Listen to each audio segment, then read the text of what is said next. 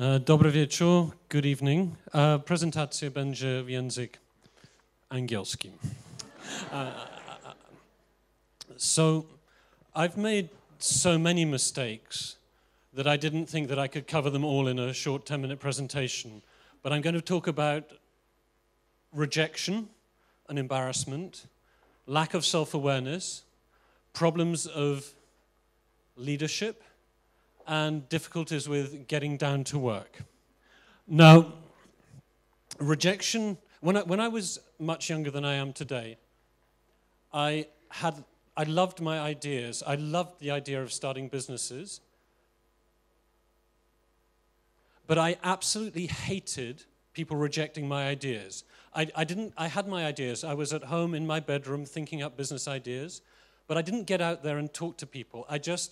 I sent off for samples, I signed up for newsletters, I would fill in forms in magazines for products. They'd come to my house, but I didn't get out there because I couldn't face rejection. It's much like dating. How many people here have asked someone for a date and not got it? Is it a nice experience? Is it nice to be rejected for a date?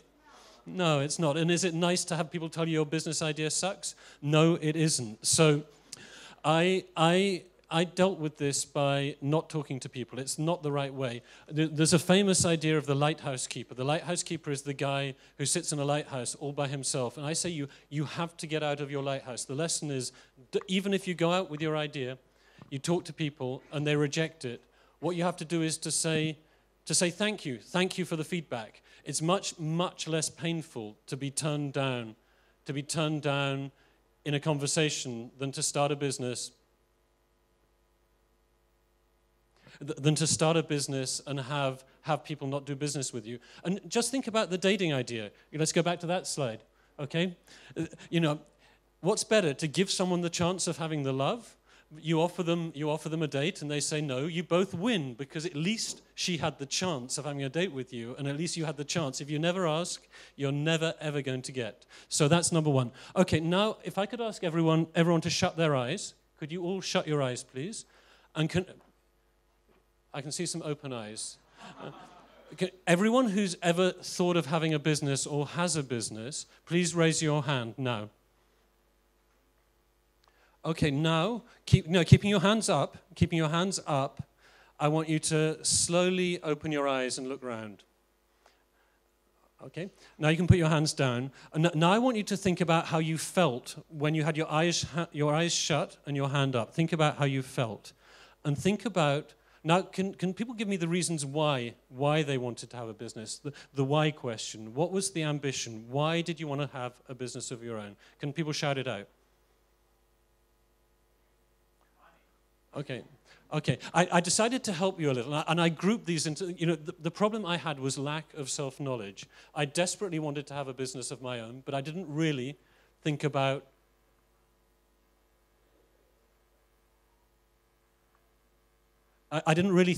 why. And I think that's a really dangerous thing. You have to think about your reasons. So I'm sure, here are some of them. If you have an ambition, it's not enough to have the ambition. It's why do you have the ambition? What are you looking for? And I thought about this at home, and I thought, well, I know the KrakSpot community. I know what they're like. So here are some. What are your motivations in life? What are you actually after? And in fact, let's do a group English lesson. Can you read out this all together? 1, 2, 3.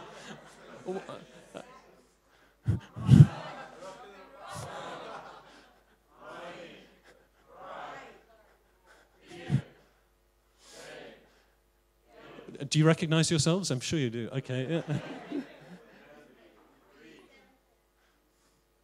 Yeah. It gets harder, right? No. Okay. And then I've got a few more. Freedom, and the key is self-knowledge. And I just didn't have the self-knowledge, so I was starting businesses without really knowing what I was doing. And I thought that before I moved on, I would switch to a different topic. So. Remember, self-knowledge is really important. If you don't know where you're going, being in business is a very, very stressful place to find out. But if we could play the TED Talk now.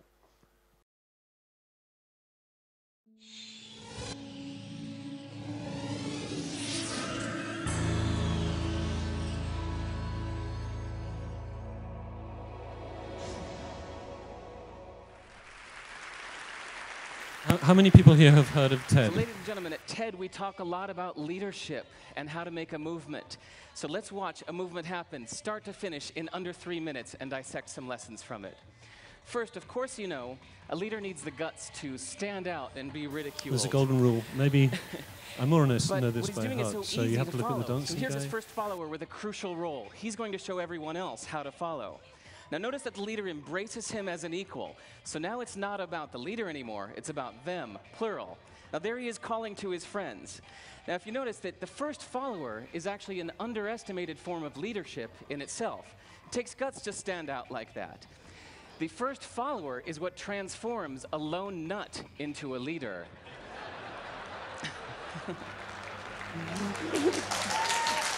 And here comes the second follower. Now it's not a lone nut, it's not two nuts, 3 is a crowd, and the crowd is news. I've never really done this before. This is a new experience for me. So a movement must be public. It's important to show not just the leader, but the followers, because you find that new followers emulate the followers, not the leader. Now here come 2 more people, and immediately after, 3 more people. Now we've got momentum. This is the tipping point. Now we've got a movement.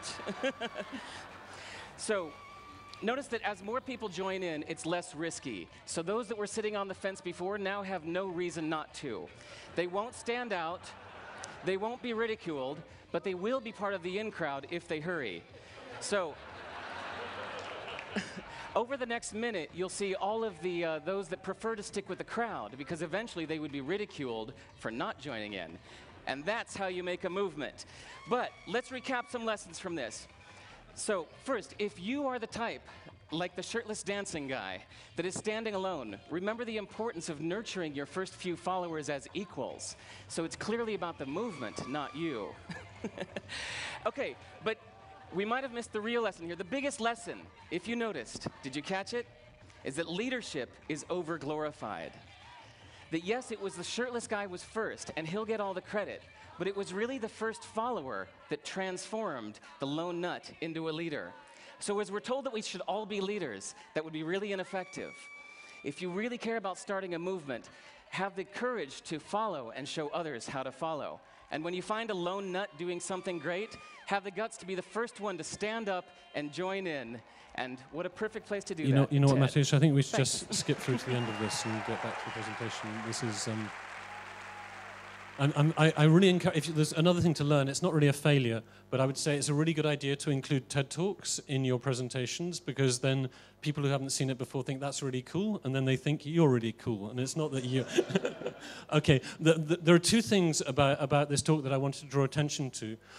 One is about, you know, if you're British, you're very used to being embarrassed a lot, okay? Embarrassment is a national disease in England, and certainly I felt a lot of embarrassment. And there were 2 things he said. One is you have the courage to follow the guy who's being crazy. The second is you need to stand up and not be afraid of being ridiculed. And I see this as like a balance. It's great to be self-confident, and it's really bad to be embarrassed. And one of the reasons I didn't talk about my ideas was like I worried about the reaction, and it didn't actually stop me doing some fairly strange things. That's the Glastonbury Festival in 1986. I set up an illegal drink stall, but I didn't tell my mum. No one knew. I was worried about the feedback from my family and the police and stuff like that. So I didn't tell anyone what I was doing. When I came to Krakow, I had a stall. I had a stall here by the Smok Wawelski. Maybe not such a bad idea, but I didn't really tell people what I was doing because I was worried. The good thing was that the embarrassment didn't stop me. The bad thing was that I wasn't actually happy with what I was doing. I was doing it, and I think the key thing is you have to think about a business where you have the confidence to do what you do because you believe in it, because other people's opinion don't matter. I was worried about, will people think it's a cool business, okay? And please don't worry about whether your business is cool or not. There are 3 things to worry about with your business. Number 1, do your customers love it? Number 2, are you and your team happy? And number 3, are you making lots of money? If you're making lots of money, your customers are happy and you're happy. I think that's a really, really cool business. It doesn't matter if you're shoveling shit around. It's cool, okay? And also talk to me afterwards because I might well want to invest. Lots of money, happy customers, happy people. That's very cool. Okay. Now the other thing is about about leadership. I didn't think about leadership at all. I didn't even know what it was. I was just like running a business, starting businesses, not thinking about it. And leadership can be learned. And there are 2 points about leadership that you need to know. One is that leadership is all about getting other people to work willingly towards a common goal. You have to have the goal, and you have to have a means of motivating people without money. And what that requires is something that I was really bad at. In fact, I've seen a spelling mistake in my slide. That's really bad. Sorry, guys. You have 2 ears and 1 mouth. People who know me say that I talk too much. But you should have met me 25 years ago. I was a lot worse than I am today. Okay, I'm improving. I'm working on myself. So you have to listen. You have to have people skills. And people skills, oops, I'm sure that wasn't meant to happen. People skills are really important. And perhaps the not quite the final point, the penultimate point is that, Jesus Christ, I get really stressed by technology. Okay. The next thing you have to remember is that I was sitting there in my room thinking about ideas.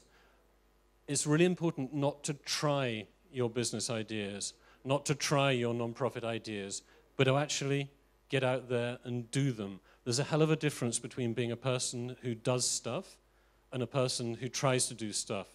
Clearly, obviously, if you take home that lesson, I'm going to go and do things. I'm not going to try to do them. That's really important. So you have to take action.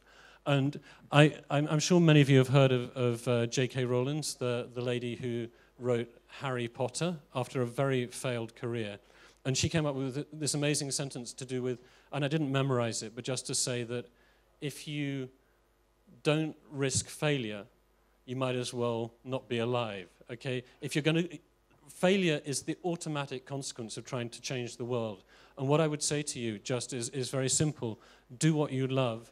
Go out there. It doesn't matter what it is. If you believe it, don't worry about other people's feedback.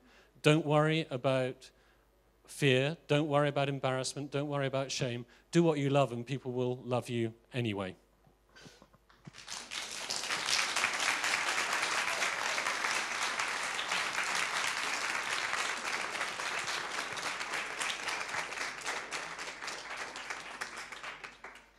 Czy są jakieś pytania?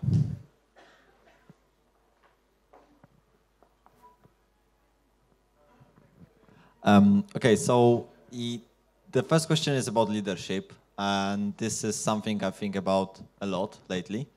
Well, we started businesses together, and I think that, you know... Really? Yeah. Oh, yeah. Oh, hi, Pavel. Yeah, hi. Hi there. So the question of leadership is very tough for me recently, because I can't do any more things. This is my thing recently. It's like I reached my limits, and you can't really teach people leadership. So how do you avoid failures here? Well, I disagree, as usual. I disagree. Entrepreneurship can be taught. Leadership can be taught. Everyone has their natural aptitude, and then there are the skills they learn. But I used to say, and I made many mistakes. I used to say that my businesses were not like army-style organizations, were very decentralized. And then I met the guy who's responsible for training soldiers in the British Army, and he said, remember, soldiers have to be leaders, because you have to imagine what happens if your boss gets a bullet through his head. There's very few companies that can survive that, and all soldiers have to survive that. And, you know, leadership is about courage, it's about setting an example, it's about having faith in the people who report to you and them having faith in you. It's about honesty. It's about trust. There's a kind of checklist of about 7 things that a leader has to do. And if anyone's nice to me and buys me a drink, I'll share the checklist with them. Leadership can be learned. It's actually quite simple. And you have to be there for your team, because when you fall over as a leader, you have to stand up for the people who are following you. So it's quite tough to be a leader, but I think you'll manage, you know.